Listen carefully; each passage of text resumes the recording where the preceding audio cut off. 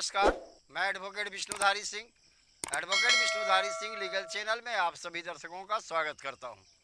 दोस्तों, जैसा कि आप जानते हैं, प्रत्येक रविवार को मेरा क्वेश्चन आंसर सीरीज होता है। आज रविवार है दोस्तों। आज का क्वेश्चन आंसर सीरीज आपके सामने प्रस्तुत है। दोस्तों, आपके अधिकांश प्रश्नों का उत्तर मैंने कमेंट बॉक्स में दिया है। जो कुछ चुनिंदा प्रश्न हैं, इंपॉर्टेंट प्रश्न हैं, उन्हीं प्रश्नों को मैं वीडियो के माध्यम से आप लोगों के सामने प्रस्तुत कर रहा हूं।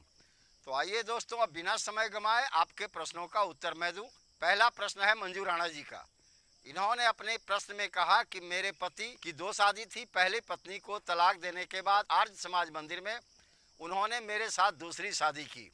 पहली पत्नी 10-12 साल पहले ही घर से भाग गई थी, जिसके लिए हमारे पति ने तलाक केस भी फाइल कर दिया था और उन्हें अपने संपत्ति से बेदखल भी कर दिया था। उसे न्यूज़पेपर में पब्लिश भी करवा दिया था।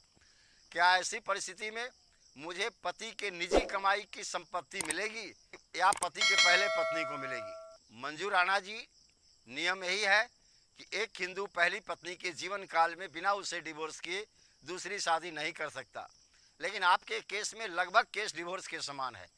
चूँकि 10-12 साल पहले अपने पति का घर छोड़कर उनकी पहली पत्नी चली गई थी।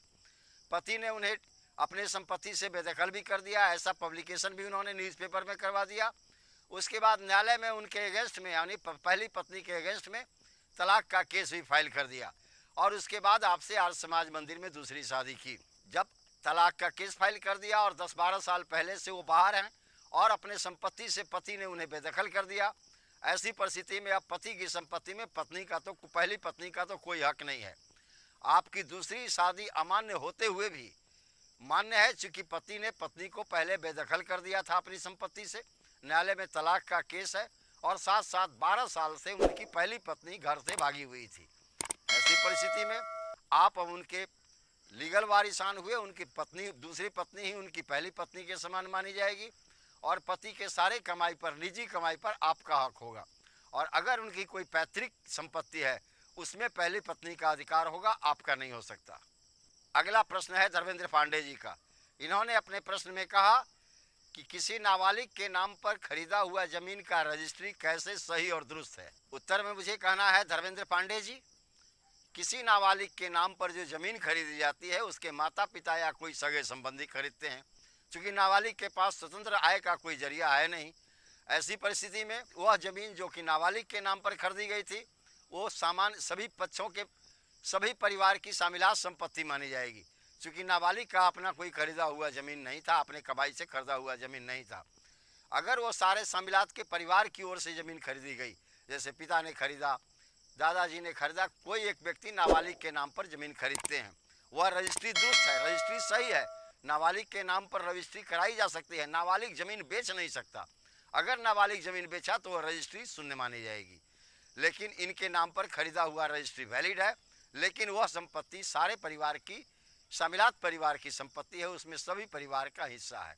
चूँकि नाबालिग की कमाई अपनी नहीं थी, ऐसी परिस्थिति में उनका जो भी ज़मीन खरीदा गया उनके नाम पर उनके माता पिता या दादा दादी के द्वारा खरीदा गया होगा। अगला प्रश्न है श्याम बाबू जी का। इन्होंने अपने प्रश्न में कहा कि एक प्लॉट है जिसमें 4 भाई की हिस्सेदारी है। वह प्लॉट सड़क के किनारे सटा हुआ है। दोनों मिलकर के आधा बेच दिए। जो अन्य 2 भाई बचे, उनका पीछे का ज़मीन बचा जो सस्ती ज़मीन है।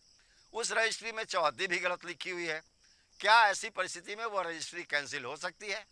उत्तर में मुझे कहना है श्याम बाबू जी, 4 भाई की शामिलात संपत्ति थी। कोई एक भाई या 2 भाई सड़क साइड की संपत्ति नहीं बेच सकता। इससे निदान पाने के लिए आप सिविल कोर्ट में जाएं, वहाँ टाइटल पार्टीशन कम डिक्लेरेशन सूट का मुकदमा फाइल करें, जहाँ यह साबित करें कि यह संपत्ति चारों भाइयों की शामिलात संपत्ति थी, जिसे 2 भाई ने सड़क साइड से देख करके ज़मीन बेच दिया। अब पीछे का ज़मीन हमें बचा है। न्यायाधीश महोदय सारे तथ्यों पर आकलन करने के बाद अगर यह पाए कि 2017 में 2 भाई ने सड़क साइड से ज़मीन बेच दिया है, वैसी परिस्थिति में उस रजिस्ट्री को कैंसिल करते हुए सभी संपत्ति को, जो पूरा प्लॉट है, उसमें चारों भाई को समान रूप से हिस्सा दे दिया जाएगा, जिसमें प्रत्येक भाई को सड़क साइड से भी हिस्सा मिलेगा और प्रत्येक भाई को पीछे की ज़मीन में भी हिस्सा मिलेगी। अगला प्रश्न है अभी पांडे जी का। इन्होंने अपने प्रश्न में कहा कि ज़मीन पर कब्जा करते समय मैं पुलिस प्रोटेक्शन कैसे लूँ? उत्तर में मुझे कहना है अभी पांडे जी, जमीन पर कब्जा आप न्यायालय के आदेश से करते हैं। जिस न्यायालय के आदेश से आपको जमीन पर कब्जा करना है, उसी न्यायालय में एक और आप पुलिस प्रोटेक्शन का पिटीशन दें। न्यायाधीश महोदय से प्रार्थना करें कि ज़मीन पर कब्जा करते समय विवाद हो सकता है। ऐसी परिस्थिति में आप एग्जीक्यूशन की डिग्री प्राप्त करें न्यायालय से। वहाँ से न्यायालय के आदेश होने के बाद, पुलिस प्रोटेक्शन का आदेश होने के बाद आप थाना प्रभारी को जाकर के वो लिखित आदेश दें। उसके बाद थाना प्रभारी न्यायाधीश के आदेश से उस ज़मीन पर कब्जा कराते समय आपके ज़मीन पर प्रोटेक्शन दे देंगे, आपके ज़मीन को कब्जा कराकर आपके सुपुर्द कर देंगे। लेकिन इसके लिए यह ज़रूरी है कि न्यायालय का आदेश, अगर न्यायालय का आदेश नहीं हुआ तो पुलिस प्रोटेक्शन आपको नहीं मिलेगी। अगला प्रश्न है राहुल कुमार जी का। राहुल कुमार जी ने अपने प्रश्न में कहा कि मैं 10-15 साल से एक जगह पर घर बना कर रह रहा हूँ।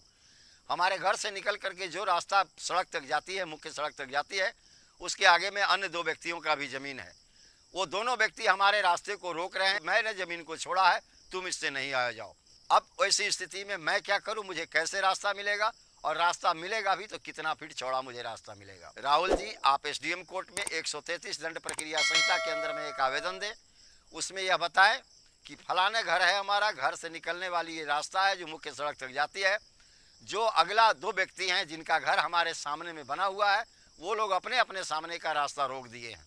मैं 10-15 साल पहले से वहाँ से जा रहा था, किसी ने कभी रोका नहीं, लेकिन अब वो रोक रहे हैं। ऐसी परिस्थिति में जो एसडीएम महोदय हैं वो घटना की जांच कराएंगे, तथ्यों का आकलन करेंगे। अगर यह सही पाया गया कि वो दोनों व्यक्ति अब आपके रास्ते को रोक रहे हैं जिस रास्ते से आप 10-15 साल पहले से आ जा रहे थे, वैसी परिस्थिति में एसडीएम महोदय दंड प्रक्रिया संहिता की धारा 133 के अंतर्गत आदेश देंगे कि रास्ता का अवरोध समाप्त किया जाए, रास्ता को खाली कर दो। राहुल जी, आपने दूसरा प्रश्न पूछा है कि रास्ता कितना चौड़ा मिलेगा।